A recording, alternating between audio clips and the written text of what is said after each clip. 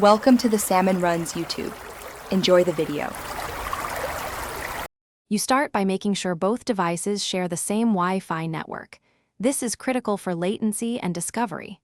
Once connected, pull down Quick Settings and tap Smart View or Screen Cast to search for receivers. If a permission prompt appears, grant it so the phone can broadcast. Sometimes a pairing code appears on the TV. Enter it immediately. This step kicks off device discovery, so wait a few seconds while your Samsung lists available screens before selecting the correct target. After your phone lists receivers, tap the exact TV or dongle name to start mirroring. You want a strong signal, so choose the one on the same router band. Make sure to check Smart View settings.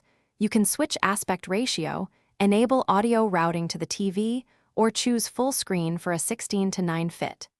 If using Miracast, enable incoming connections on the TV menu. This helps with compatibility. Stay on the phone screen while the connection finalizes and media negotiates resolution and sound. To end, open Quick Settings and tap Disconnect or Stop from Smart View. This cleanly releases the TV. If the screen fails to appear, first toggle Wi-Fi and reboot both devices because cached discovery often causes issues. Make sure the TV firmware and your phone OS are updated to maintain compatibility. As a fallback, use a USB-C to HDMI adapter for a wired connection. This bypasses network problems and gives stable video and audio when wireless mirroring is unreliable. Thanks for watching. Consider subscribing if we helped you.